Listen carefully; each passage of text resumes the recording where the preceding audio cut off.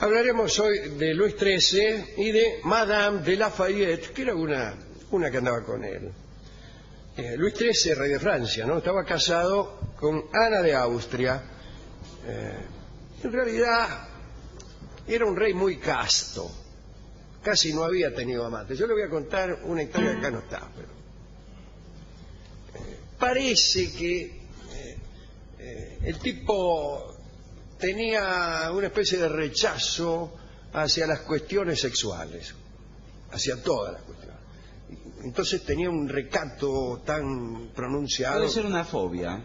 Era probablemente. Algunos acusan también a su papá, Enrique IV, que era un verdadero y extraordinario degenerado, y que le gustaban las minas, y que como chiste hacía que las damas de la corte acariciaran al niño cuando era muy pequeño, le enseñaba las palabras, le enseñaba el cuento del paisano que se desgració en la iglesia, qué sé yo, todas esas cosas.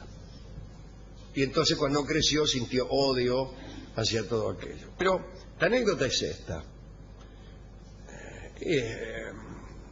Estaba viajando, la corte era itinerante todavía en aquel momento, quiere decir que por ahí andaban de ciudad en ciudad, y estaban en Dijon. Y unas damas del lugar fueron invitadas, damas nobles, ¿no? Invitadas a cenar, y compitieron en escotes, a ver quién estaba más escotada, sin saber que aquello no le gustaba nada a Luis XIII. Y había una, el nombre creo que no se ha conservado, había una que ya directamente soltó los perros, directamente. El escote le llegaba a la espalda. El escote le llegaba a la espalda, ya perdido todo recato, se sentó delante de Luis XIII y exhibía su garganta con el mayor desparpajo. Y el rey se puso muy violento, empezó a mirar su plato, no miró a nadie, ¿no? Durante toda la cena. Cuando terminó la cena, ya estaba tan indignado el tipo que se llenó la boca de vino y le escupió el vino en el escote a esta muchacha, que se desmayó. ¿Se desmayó? Se desmayó. De los nervios, una lipotimia. Y imagínese, el rey de Francia el rechazo, le escupe el vinardo en los toneles, digamos. Sí. Si usted quiere, en el despacho de bebidas. Ahora, si usted tiene tanto espíritu como para ir en esa situación, después se desmaya. Sí, la verdad. Te la tenés que aguantar, loca. Bueno, pero sigamos con esto. El caso es que era un rey muy casto. Sin embargo, por ahí tenía algunas noviecitas, a pesar de que estaba casado, como hemos dicho, con Ana de Austria. Pero nada, para pasear de la mano. Allá por 1635 andaba con Marie de Bottefort, se llamaba la mina. Se paseaba con ella por el palacio, ya estaban en Versalles, me imagino. Se encerraba en un salón para componer canciones de amor. Dicen que cuando Luis cantaba, Marie se mostraba profundamente desolada. No podía concebir que Luis cantara con tanto sentimiento y, sin embargo, después no se atreviera a faltarle el respeto. Desesperada, una tarde Marie tomó la iniciativa, saltó sobre el rey e intentó arrastrarlo a una cama. Y el rey forcejeó y consiguió librarse, pero Marie volvió a la carga. Sus asaltos fueron tan violentos que Luis terminó por cansarse y ordenó que se mostrara más reservada. Por aquella corte andaba el cardenal Richelieu, Vincent Price, que como bien se sabe era un gran intrigante, y Marie no le caía bien. Entonces decidió aprovechar este atrevimiento que tanto molestaba al rey para expulsarla de la corte. No solo la expulsó, sino que presentó al rey otra mujer, una morena hermosa llamada Luisa. Y esta chica cantaba maravillosamente. Al día siguiente de serle presentada, Luis la condujo a su salón y le ordenó que interpretase algunas canciones. A ver, dice, siéntese ahí y cante. Cuando te fuiste, el taita del arrabal y mentiras. ¿Y Bien, y no sé. cantaba? Sí, cantaba fenómeno, pero el rey no le dirigió ni una palabra tierna. Desconfiaba de la demasiada elegancia de Luisa, porque para el rey la coquetería era una invitación al sexo. Cuando uno se vestía bien era porque andaba con ganas de algo. Espere, cuando se desvestía andaba con ganas de algo. Y Cuando se pues, vestía bien también. Tenía toda la razón. Tiempo más tarde Luis se tranquilizó porque esta chica, Luisa de Lafayette, era tan pura como él. Y se horrorizaba ante el pecado carnal. ¡Ay, el pecado carnal, el pecado carnal! Y Luis la llevaba de paseo por los bosques y se enamoraron. ¿Qué va a hacer? Se enamoraron. ¿Y entonces? Richelieu estaba contento porque él era el protector de esta chica de Lafayette y pensaba utilizar ese romance en su favor. ¿De qué manera? Pensaba indagar a la chica, sonsacarle secretos, etc. Pero la idea de Richelieu duró muy poco porque la chica se enteró de esta intención segunda del cardenal y le advirtió directamente que jamás le contaría ninguna de las intimidades de Luis XIII. Inmediatamente Richelieu buscó el modo de vengarse. Durante un bailongo que celebraron en Saint-Germain, hizo lo siguiente, una gilada en realidad. Mojó el piso al lado de donde estaba parada Luisa y todos los asistentes creyeron que la dama se había ahorrado un viaje al excusado. Un gran escándalo y Luisa se retiró avergonzada del baile y juró devolver la afrenta. Se puso Luisa en contacto con el padre Joseph, súbdito de Richelieu, que estaba enemistado con Richelieu, tal vez cansado de una subordinación excesiva para la vanidad del padre. Le llamaremos Joseph, ya que estábamos en plan. Una noche, en la cámara del rey, Luisa le empezó a llenar la cabeza. Le dijo que había que suspender la guerra contra Austria, que había que bajar los impuestos, que había que echarlo a Richelieu. Luis XIII escuchó a su favorita y cuando terminó de hablar le preguntó si quería probar unas masitas. No le dio ni 5 bolillas. Después, sin embargo, al recibir estos mismos consejos de otras personas, Luis XIII empezó a escuchar un poco más a Luisita.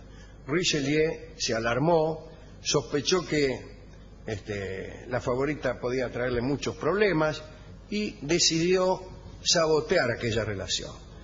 Para lograr que aquella relación terminara, el cardenal sobornó al primer ayuda de cámara del rey, que prometió informar de todo lo que el rey le dijera y entregarles incluso las cartas que el rey enviase o incluso las que le llegaran. El cardenal se puso así al día acerca de quienes lo odiaban, etcétera, ¿no? Y un día se le ocurrió inspirar una vocación religiosa en Luisa de Lafayette, sabiendo que ya venía casta y un poco mojigata. Entonces convocó al padre Carré, que era confesor de la muchacha, y le pidió que la instara a la religiosidad más profunda. Dice, padre Carré, ahí cuando la mina esta se va a confesar, usted métale en la cabeza que sería piola ser monja. Y el éxito fue prodigioso. 2 meses más tarde, Luisita anunció al rey que se retiraría a un convento, porque de este modo podría eludir el infierno al que seguramente estaba condenada por los amores con un hombre casado como era el rey. Luis XIII quedó abatido, pero no le dijo nada. Se contentó con sufrir, no trató de disuadirla. Y aquella separación fue muy triste. El rey fue a despedirse de su favorita en las habitaciones de la reina Ana, que no estaba justo. Lloró. Un momentito que creo que viene la policía, pero ya se va. Y Mademoiselle de Lafayette rompió todo protocolo y se despidió del rey llamándolo por su nombre. Le dijo llorando, ay Luis, no volveré a verte. Y en junio de 1637, la chica Luisita de Lafayette tomó el velo y se convirtió en la humilde Sor Angélique. Tan pronto salió de la corte, la chica Richelieu procedió a un ajuste de cuenta con todos los que le habían ayudado. El primero fue el padre Joseph, que cayó enfermo y se murió. Después el confesor del rey fue enviado a Rent. Luis XIII continuó visitando a Sor Angelique en el convento. Un día, durante una conversación, ella le dijo: ay, Luis, hace 22 años que estáis casados y todavía no habéis dado un delfín a Francia. No había engendrado todavía Luis XIII. Bueno, para tener un hijo debía pasar por la comisión de unos actos que a él le repugnaban. Así que... Pero una noche el rey salía del convento y se largó una tormenta. Oh, pero era una tormenta eléctrica. Tormenta. Esto es como el médico,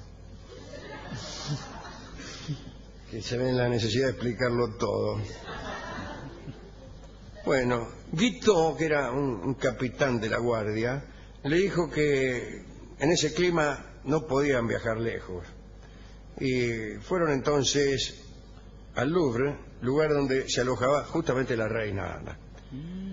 Y, picado por las sugerencias de su antigua favorita, esa noche durmió con Ana de Austria, su mujer. Vamos, el rey. Y 9 meses más tarde, Ana dio a luz a quien sería nada menos que Luis XIV. Vamos.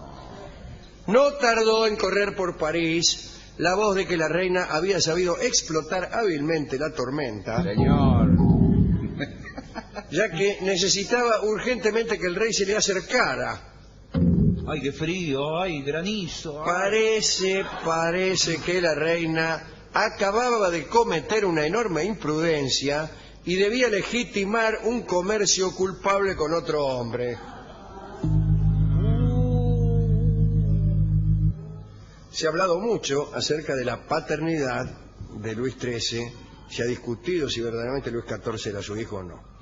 Algunos historiadores cuentan que cuando nació Luis XIV, Luis XIII apenas si lo miró. El primer ayuda de Luis XIII recibió una confesión del rey, parece, con la orden de no revelarla hasta después de su muerte. Richelieu trató de enterarse, pero este hombre no dijo nada. A la muerte de Luis XIII, los médicos que realizaron la autopsia comprobaron que no podía tener hijos. Qué mal. Este dato permaneció en un informe secreto que el médico de la reina dejó a su yerno. El informe secreto, ¿no? El yerno tuvo la idea de mostrárselo al informe, ¿no? Sí. Sí. Al jefe de policía de Luis XIV. El rey ordenó que encerraran a este yerno. Algunos dicen que Mat de la Molerie, el yerno, pudo haber sido el hombre de la máscara de hierro. Mirá vos. La legitimidad de Luis XIV es un tema apasionante para los historiadores. Raspail intentó demostrar que Luis XIV no era hijo de Luis XIII e hizo un cuadro que yo he visto. De un lado están las características psicofísicas de Luis XIII, que según dice, era una especie de Enrique IV venido a menos, enfermizo. El padre era Enrique IV, ¿no? Mientras que, veamos la diferencia, vestía simplemente Luis XIII. Bueno, pero eso no es Geneva. Pero a Luis XIV le gustaban las puntillas. Bueno. Luis XIII era valiente y buen soldado. Luis XIV iba en carroza a las batallas y se quedaba lejos. Luis XIII era esbelto. Ahí puede ser. Luis XIV era medio robustiano. Pero además Luis XIII era bueno y campechano, y el otro tenía el corazón duro y era egoísta. Pero esto lo dijo Raspail, que seguro era hincha de Luis XIII. Sí. Así que no se sabe, qué sé yo. O sí se sabe, pero no me lo dicen. ¿Le gustó esta historia? Sí. La mayoría no cree que Luis XIII haya sido el padre de Luis XIV. No lo cree. Y bueno, Yo serían sí comprobados. creo. Vamos a hacer una charla porque hay muchísimos sospechosos. Yo sí creo, porque Empezando por el cardenal Mazarino, pero dele. se quedó con la señora esta, la tormenta, ayudó, la oscuridad. ¿Y qué sabe si...? Abrazame que tengo frío. Pero después estuvo la prueba médica, listo, no es el padre. Y bueno, pero los Muy médicos endeble la entonces, prueba médica, no era un ADN. No era el ADN, No, era era la prueba que el tipo dice... uno este- flaco, el otro gordo. Claro, mira que este a quién le ganó. Y listo. Bueno, tocan la corneta hoy, ¿no? ¿Dedicado a quién esto? A Luis XIII, que nos caía simpático. Simpáticos no era uno solo. Y a Madame de Lafayette y... bueno, y a nadie más. Fuimos a la discoteca. Ese fue el problema. Estaba apurado, el tipo no dejó ni que le contara nada. Dice, no, me tengo que ir de Dice, fin de semana sí. afuera. Le conté, mire, Luis XIII, Luis XIV. Luis XIII, soñador. Luis XIV, realista. Soñador, soñar y nada más. Sí, sí, un minuto tardó en dar el disco. Soñar y nada más. Que a lo mejor tiene que ver con respecto a aquella noche.